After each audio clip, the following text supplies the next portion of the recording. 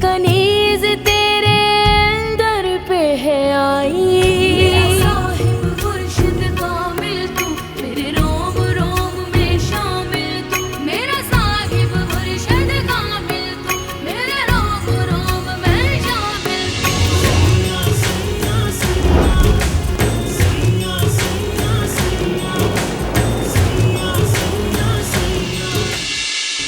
जब से मुझे देखा है नफरत ही बरसा रही है, हालांकि तुम्हारी प्लेट अभी तक फूलों से भरी हुई है।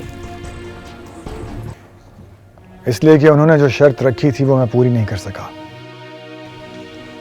कैसी शर्त? वो शर्त ये थी कि पीर साले को भी लक्की महल में आने की इजाजत दी जाए। पता नहीं क्यों मुझे भी बहुत बुरा लगा है वो पीर साले जितना। वो तो इसके सामने कुछ भी नहीं है।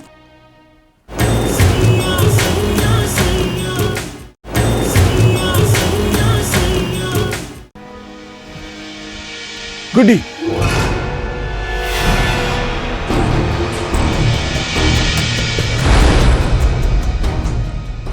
तुम यहां क्या कर रही हो?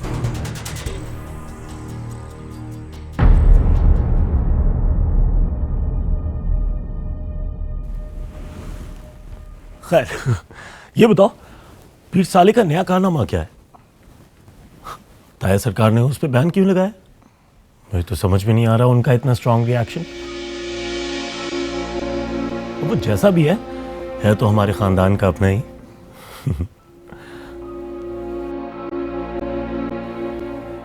इसे क्या खास मुझे घूरने के लिए बुलाया कहीं से?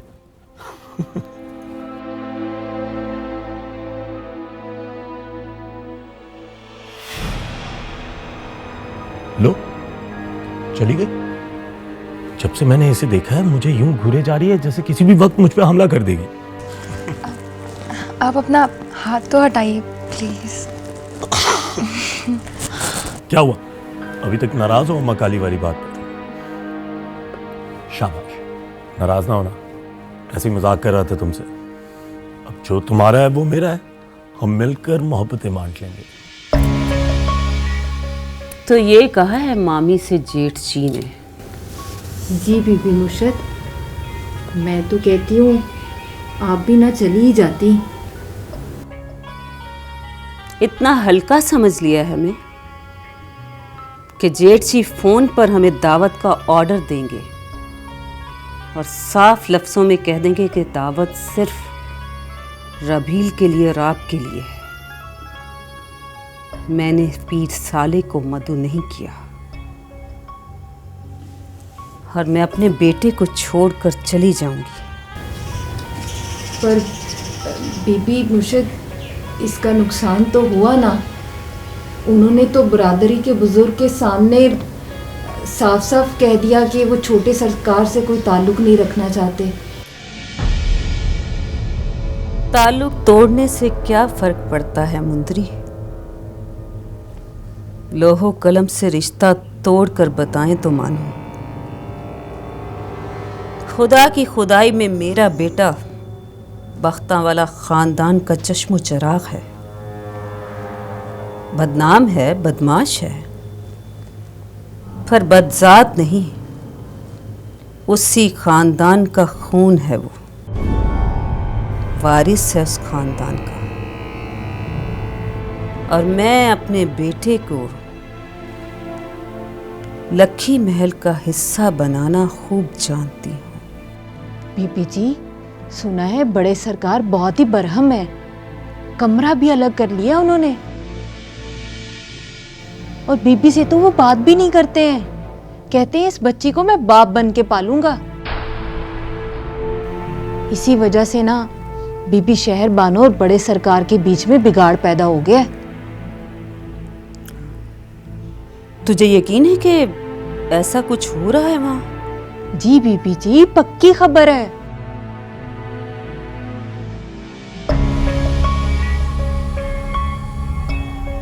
ये कमरा अलग कर देने वाली बात मेरी समझ में नहीं आई। हाँ, लेकिन शादी के 20 साल के बाद तो बीवी चाहे जितनी भी खूबसूरत हो दिल से उतर ही जाती है। शौहर बहाने ढूंढता है उससे जान छुड़ाने के। ढलती उम्र के साथ तो मोहब्बत को भी ज़वाल है मुंदरी। शहरबानों की खूबसूरती देखकर पीरबख्त सुभान की नीयत खराब हो गई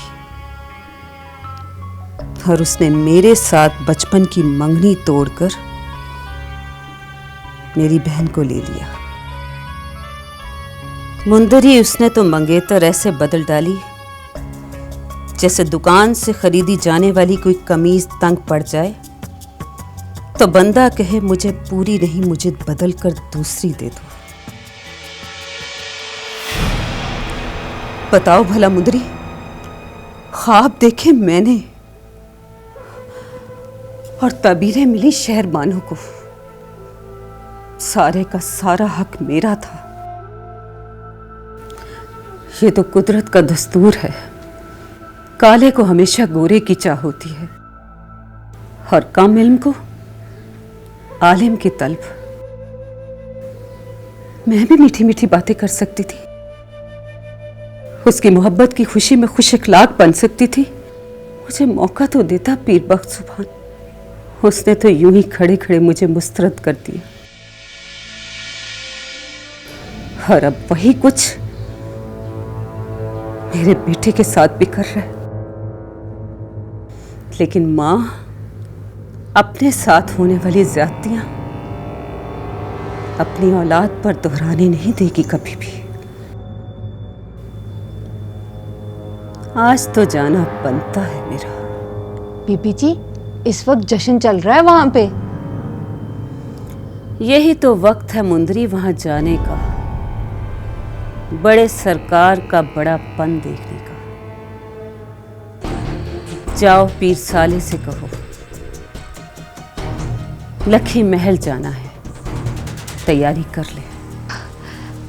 जी जी बेहतर।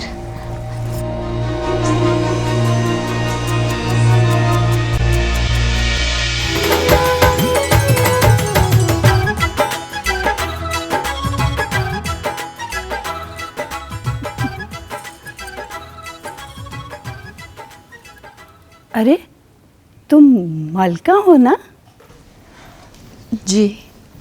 वही जो बाजी की तीमारदारी पे आई थी। जी। अरे कहाँ चले गए थे तुम लोग? हाफिज साहब कहाँ हैं? जी, उनकी वफ़ात हो गई। बड़ा ही नेक इंसान था तुम्हारा अब्बा। तुम्हारा भाई क्या करता है? जी, अपना छोटा सा होटल है उनका।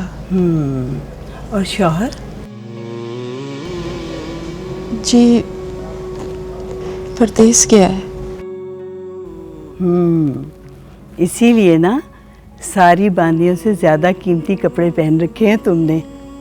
हुलिये से ही किसी अमीर आदमी की बीवी लग रही हो। अरे नहीं मामी जी, इसका शौहर तो ऐसे गायब हुआ है कि मिलता ही नहीं। ये तो मेरे कपड़े हैं जो इसने पहने हुए हैं। वो इससे तो क्या, अपनी बेटी से तक नहीं मिलने आया कभी। अब साईं ने कहा है कि अपनी परवरिश में ले लेंगे, अपनी बेटी बनाकर पालेंगे उसे। वैसे शौहर भी ना कोई एहसास नहीं होता इन्हें। बच्चों का कोई ना कोई सरपरस्त तो बन ही जाता है, लेकिन बीवियां तो दर बदर रह जाती हैं।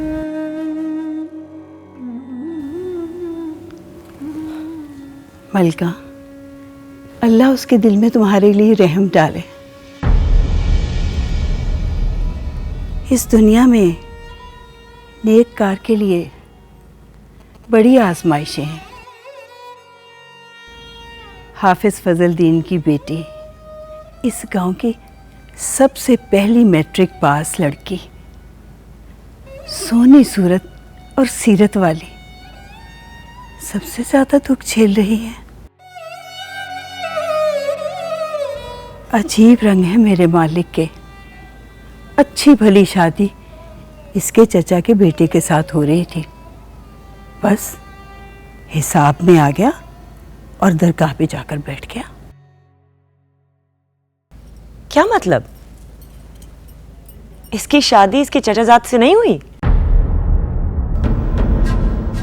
अरे कहाँ, लोगों का ख्याल है कि वो माइयों वाली रात ही भाग गया था। हाफिज साहब शर्म के मारे सुबह सवेरे अंधेरे में से लेकर कहीं चले गए। अब हाफिज फजलुद्दीन जैसा शरीफ आदमी लोगों को क्या जवाब देता। इनके गायब होने के 2-3 महीने बाद इसका चचा का लड़का वापस आ गया और हमारी दरगाह पे बैठ गया।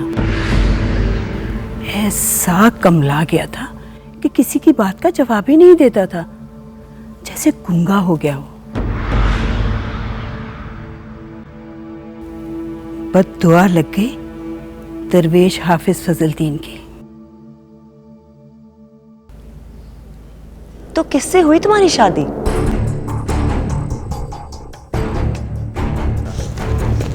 जी था कोई। तुम्हारा अजीज था कोई? जी दूर का। अच्छा, वैसे कभी अपने चचाजाद भाई को जाकर दरगाह पे तो मिलो। ये क्या करेगी जाके? उसे तो होश ही नहीं है, वो तो बिल्कुल मजसूब है। मलका, जी सरकार। एक कप चाय तो पिला दो। जी सरकार।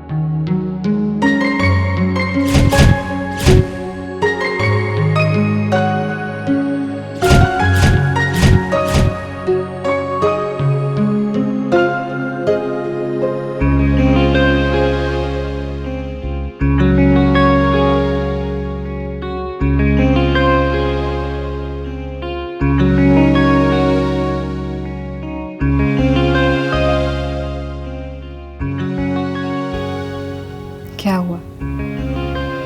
तुम्हारी जोड़ी टूटी?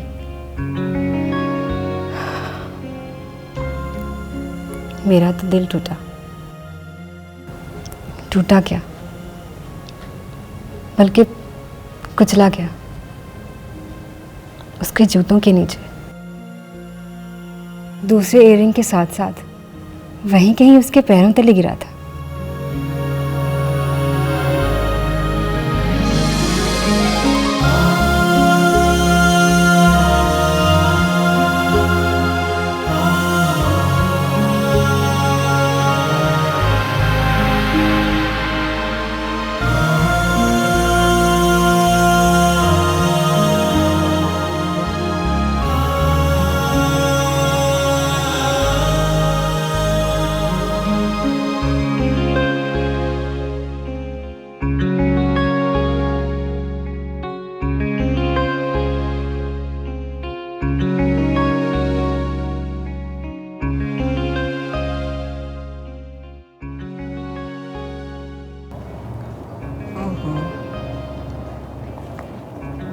जी साले भाई। राबेल, कहाँ हो तुम? और कितनी देर है? आ रही हूँ साले भाई, बस आ रही हूँ। आखिर कहाँ से आ रही हो तुम? पहुंच ही नहीं पा रही। आधे घंटे से वेट कर रहा हूँ।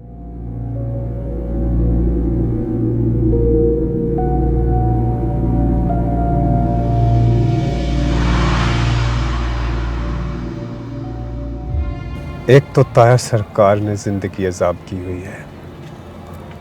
अच्छा खासा प्राइवेट बीए कर रही थी, पकड़ के यूनिवर्सिटी में डाल दिया। देखता हूँ अपनी बेटी को हॉस्टल में रखते हैं या घर में है। सारा इनकलाब पराए बच्चों के लिए ही होता है।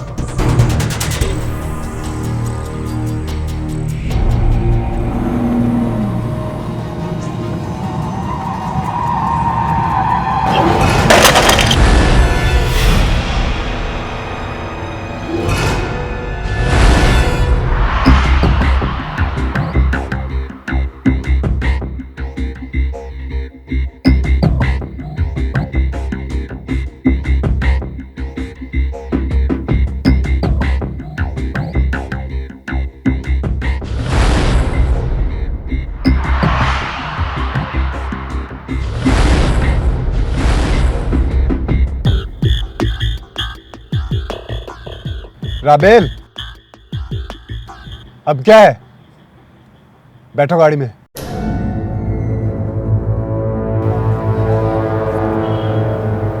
साले भाई, आपने फाइनल ईयर की लड़के की बाइक को डैमेज कर दिया है। मैंने? अच्छा, सिर्फ लाइट ही टूटी है ना? बैठो आकर।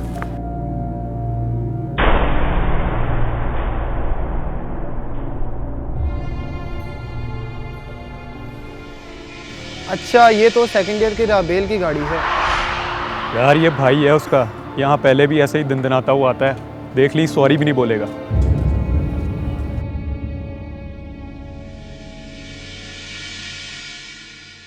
मैंने तो इसे पहली बार देखा है। अबे नहीं यार, ये बड़े लोगों की बेटी है। खुद तो सादा सी रहती है, मगर इसका ये भाई पूरे प्रोटोकॉल से आता है। बड़ा गुस्सा है इसमें। कौन है ये? रहने दे भाई, स्टूडेंट यूनियन का लीडर भी है। चले। स्टूडेंट यूनियन का लीडर नखरा तो ऐसे दिखा रहा है जैसे रूलिंग पार्टी का लीडर हो। लगता है इसने सिर्फ घूरना ही सीखा है।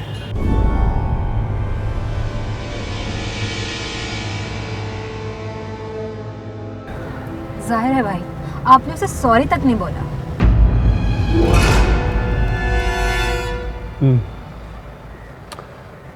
ठीक कहा तुमने। तुम बैठो और मैं उसे सॉरी बोल कर आता हूँ।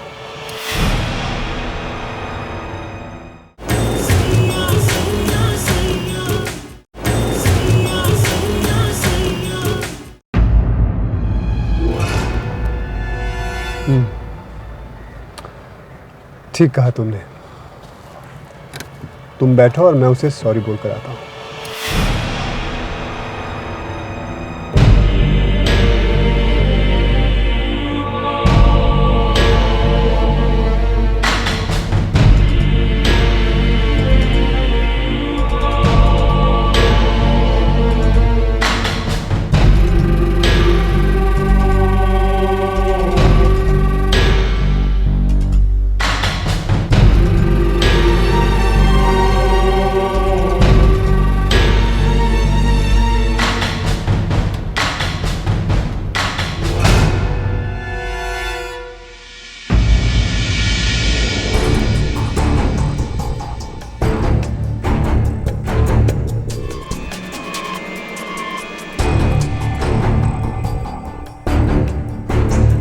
आ रहा है माफ़ी मांगने। देख कबीर, किसी भी लिहाज में पड़ने की ज़रूरत नहीं है।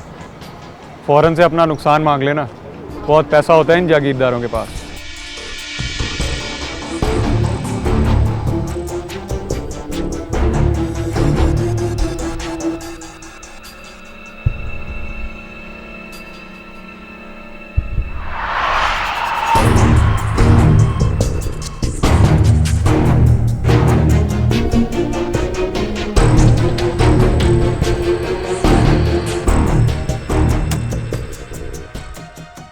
घूर किसे रहे थे? क्या मतलब? मतलब ये कि तुम्हें इस तरह घूरने की जरूरत क्या है? तुम अपने होश में तो हो? बेहोश तेरे जैसे लोग होते हैं, मेरे जैसे नहीं, समझा? क्या मतलब? मतलब समझाने का टाइम नहीं है मेरे पास। चल शाबाश, नुकसान पूरा कर। फर्ज करो कि मैं पूरा नहीं करता, तो क्या कर लोगे? फर्ज नहीं, तू पहले फैसला कर। तू नुकसान पूरा कर रहा है या? हो गया फैसला, मैं नुकसान पूरा नहीं करूंगा। तो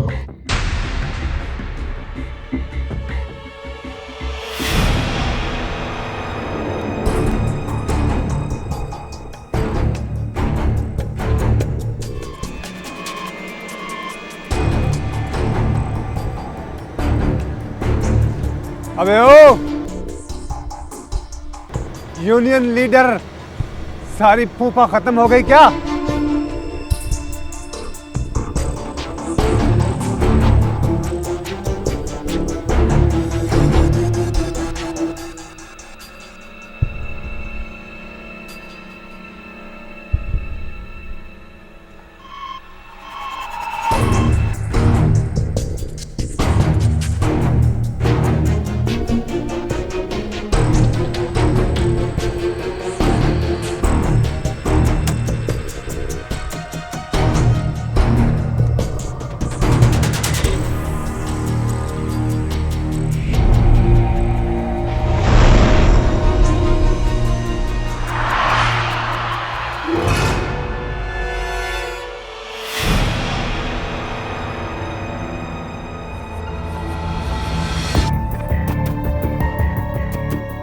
कमजात, तेरी इतनी औकात कि तुम मुझे पत्थर मारेगा?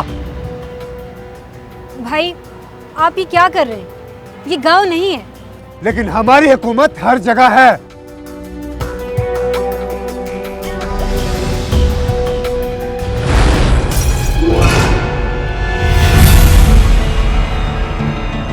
मैं तुम्हें सिखाता हूं दादागिरी क्या होती है।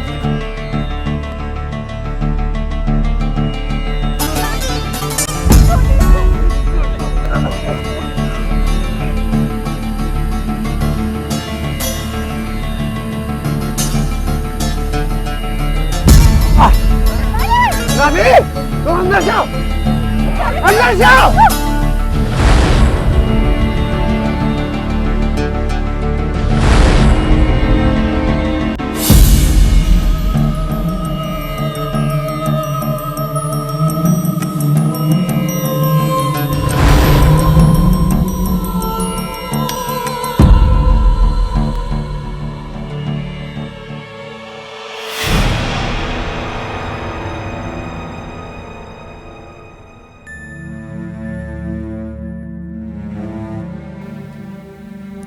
उस दिन से तुम्हारी कभी कभी की मुस्कुराहट, हमेशा की नफरत और मैं पूरी की पूरी मोहब्बत में बदल गई।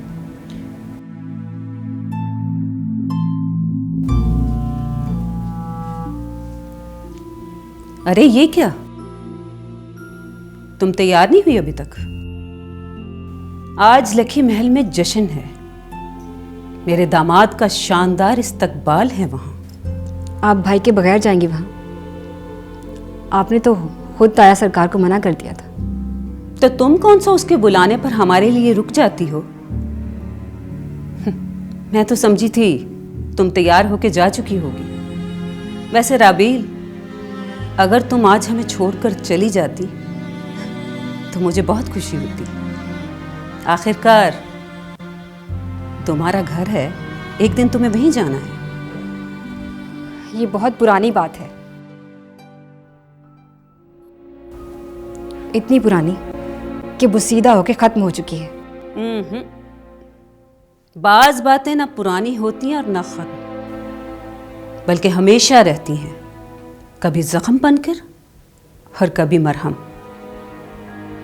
जैसे ये रिश्ता, अगर तुम्हारी शादी एहराम से नहीं होती तो जख्म बन जाएगा, और अगर तुम्हारी शादी एहराम से हो गई तो मेरे जख्मों का मरहम बन जाएगा।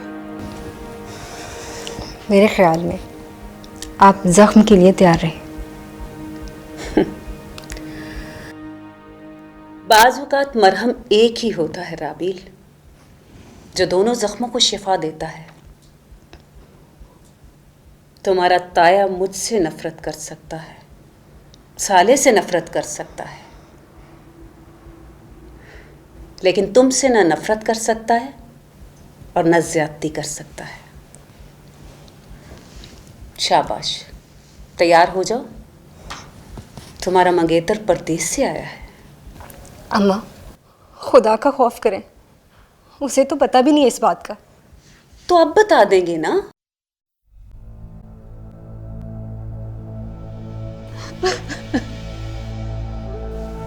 अम्मा, खुदा के वास्ते मुझ पे रहम करें, मुझे नहीं करनी है शादी। खत्म कर दे इस किस्से को, नहीं करनी चाहिए शादी।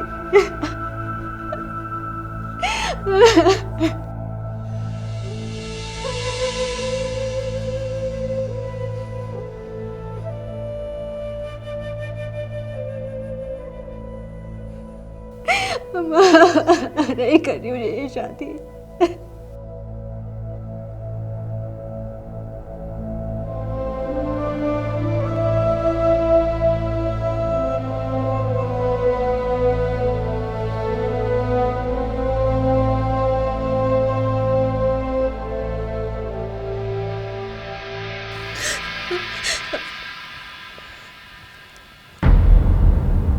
कौन है वो?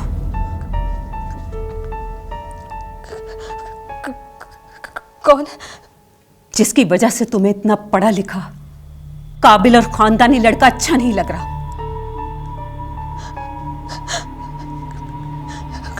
कोई भी नहीं है। होना भी नहीं चाहिए। अगर ख्यालात की रूह भटक कर किसी और जानिब निकल जाए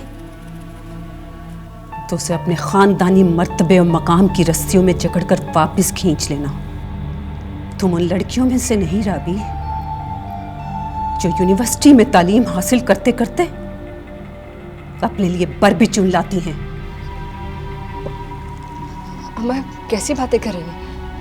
ऐसी कोई बात नहीं है, बस मेरा दिल नहीं मानता इस रिश्ते को, और वैसे भी मैंने एहराम को कभी इस नज़र से नहीं देखा। अम्मा, मैंने अपने दिल को बहुत समझाया, लेकिन दिल है कि मानता ही नहीं है।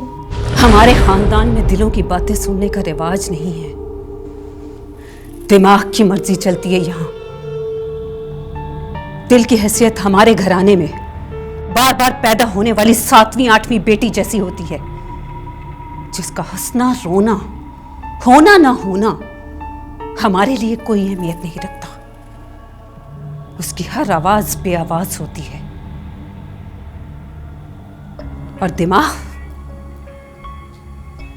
इकलौते बेटे खानदानी वारिस जैसा होता है, जो रिश्ते निभाना और संभालना जानता है, नफे नुकसान का फर्क समझता है, इसलिए उसी का हर फैसला माना जाता है। और दिमाग बादशाह के हुक्म के मुताबिक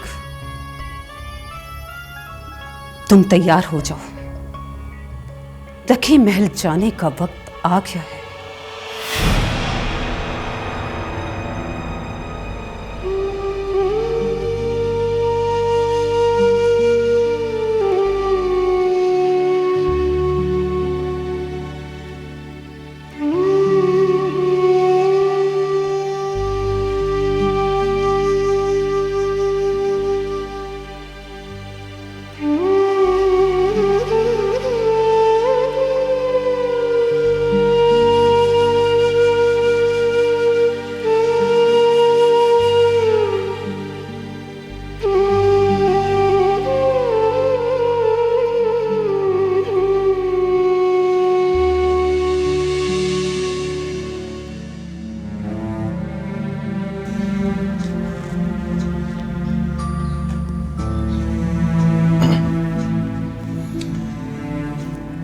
अब तबीयत कैसी है?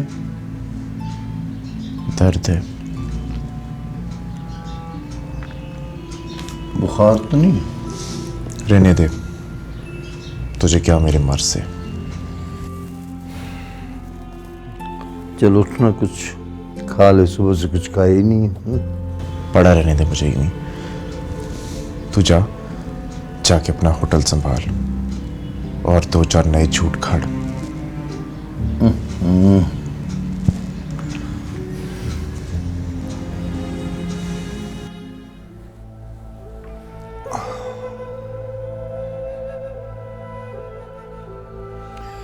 उन्हें अपनी जिंदगी गुजारने दो, वो लौटना नहीं चाहती। जब आना चाहेंगी आ जाएंगी। हमने उन पर अपने दरवाजे बंद तो नहीं ना कर दिए। मैं कुछ नहीं सुनने वाला अब्बा।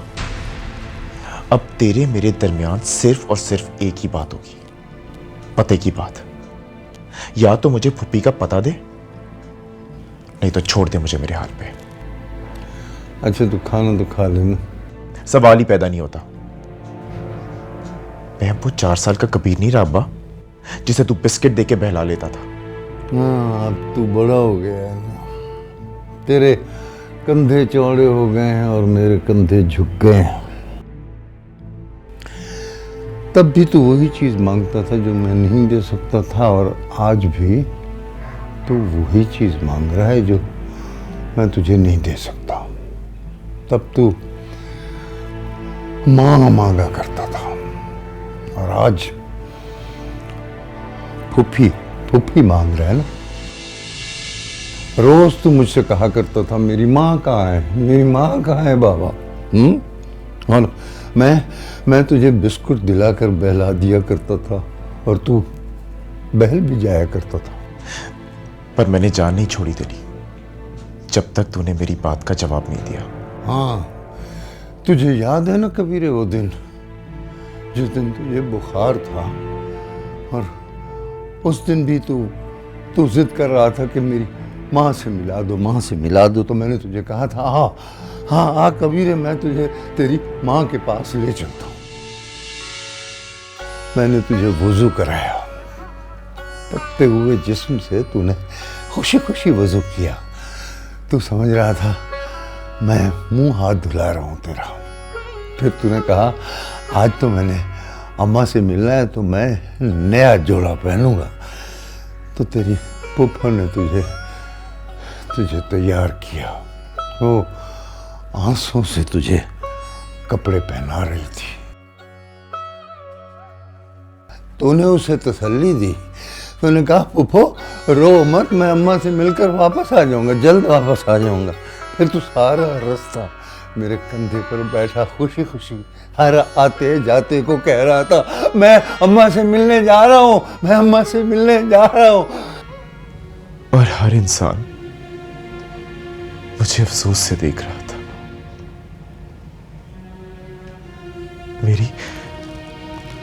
मेरी खुशी के जवाब में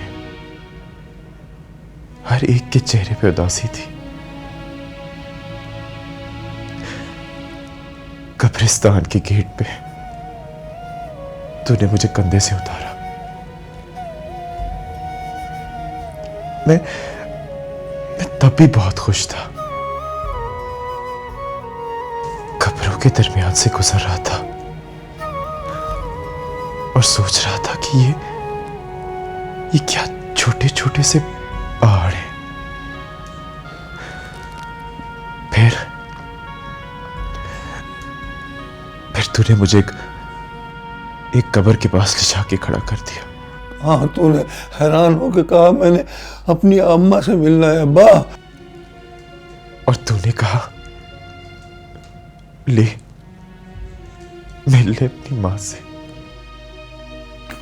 फिर तूने कहा ये तो छोटा सा पहाड़ है अब्बा, ये मेरी अम्मा तो नहीं। और तूने रोते हुए कहा ये छोटा सा नहीं, गम का पहाड़ है। हर दुनिया से जाने वाला अपने पीछे रह जाने वालों के लिए अक्सर गम का पहाड़ छोड़ जाते। मैंने अपने शऊर का पहला कदम कब्रिस्तान में रखा था।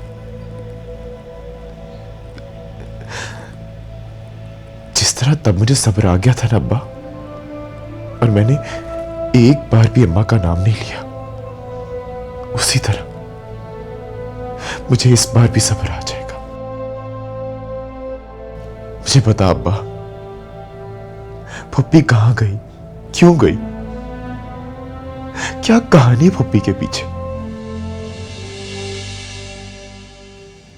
मुझे बता अब्बा, बता मुझे, फुप्पी कहां गई, क्यों गई, क्या कहानी है फुप्पी के पीछे? मुझे बहुत कुछ अजीब लग रहा है अब्बा, जैसे छुपा हुआ।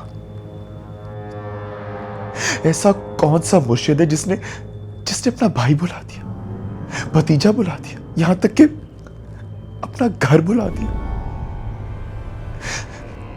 जवान बेटी को लेकर धक्के खा रही है उन पीरों में। अब्बा मुझे एक बार जाने दे उसके पास, सवाल करने दे उससे। मुझे यूं बेचैन करके मत मार अब्बा। ना अल्लाह ना कर, ऐसा ना कर पुत्र। तुझे मेरे सर की कसम है, मुझे फुप्पी का पता बता अब्बा, बता मुझे, नहीं तो सुबह तू मेरा मरा हुआ मुंह देखेगा, मैं तुझे बता रहा हूं। लकी महर बख्ता वाला